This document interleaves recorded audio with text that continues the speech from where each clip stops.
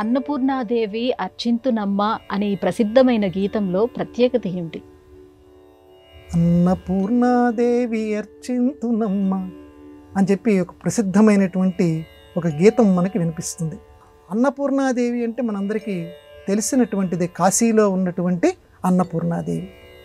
అన్నపూర్ణ ఈ గీతం రచించినటువంటి వారు ఆచార్య బేతవోలు రామబ్రహ్మం గారు.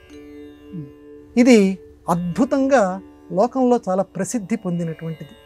ఎందుకండి ఈ పాటకి అంత ప్రశస్తి వచ్చింది అని అంటే, అన్నపూర్ణాదేవి నేను నిన్ను ఎలా కొలుస్తాను అని అంటే, నా తనువుని నీకు నేను అర్పిస్తాను పై జన్మ వరకు అని రాస్తారు ఆయన. పవిత్రమైన కార్తీక మాసంలో అమ్మవారిని తలుచుకుంటున్నాం మనం. నా శరీరాన్ని నీకు నేను అర్పిస్తాను, ఇప్పటి వరకు కాదు పై జన్మ వరకు. అంటే పై జన్మ అంటే నాకు పై జన్మలో కూడా నిన్ను కొలిచేటువంటి భక్తుడిగా నన్ను నువ్వు మలుచమ్మా అంటే అంత భక్తి, తీవ్రమైనటువంటి భక్తిని ఇక్కడ ప్రదర్శించారు. అలాగే నా తనువు అచలాంశ, నీ ఉన్నటువంటి పురంలో నీ పాదాలుగా నెగడాలి. అంటే అచల అంటే శరీరంలో ఉన్నటువంటి పంచభూతాలు కూడా అమ్మా ఓ తల్లి నీకు సేవ చెయ్యాలి, నా తనువు అచల అంశ నీ పాదముద్రలా నెగడాలి తల్లి. అంటే భూమి కింద మారాలి. ఎటువంటి భూమి కింద మారాలి? నువ్వు అడుగు పెట్టేటువంటి భూమి కింద మారాలి. ఒక భూతమైపోయింది, భూమి అయిపోయింది. తర్వాత నీరు, నా శరీరంలో ఉన్నటువంటి ఉదకాంశ, అందరి శరీరాల్లోనూ ఉంటాయి కదా, అంటే పంచభూతాలు ఎలా సమర్పిస్తున్నారు చూడండి అంత అద్భుతంగా.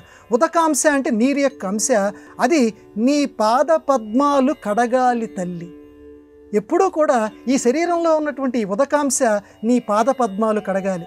తర్వాత నా శరీరంలో ఉన్నటువంటి తేజోంశ, పృథివ్య తేజో కదమ్మ, అగ్నికి సంబంధించినటువంటి అంశ ఏదైతే ఉన్నదో ఆ అంశ నీకు నీ సేవ చేయాలమ్మా. ఎలాగా? నీ గుడి ముంగిట దివ్యై వెలగాలి. కార్తీక మాసం దీపంలాగా వెలిగిపోవాలి. అంటే ఒక భక్తుడు దేవుడి దగ్గర, దేవి దగ్గర ఎంతగా భక్తిని ప్రదర్శిస్తున్నారు. నా శరీరంలో ఉన్నటువంటి ఈ అగ్ని సంబంధమైనటువంటి అంశ నీ దివ్య కింద వెలగాలి. తర్వాత వాయువు, నా తనువులో ఉన్నటువంటి మరుదంశ, అంటే వాయువు యొక్క అంశ అది వీచోపుల విసరాలి తల్లి. అమ్మవారికి చామరం విజయామి, చామరంతో అమ్మవారిని వీస్తుంటారు. అదిగో ఆ చామరం వీస్తుంటారే, ఆ గాలిలో నా శరీరంలో ఉన్న గాలి యొక్క అంశ కూడా, ఈ పంచభూతాల్లో ఉన్న గాలి యొక్క అంశ కూడా కలిసిపోవాలని నేను కోరుకుంటున్నాను తల్లి.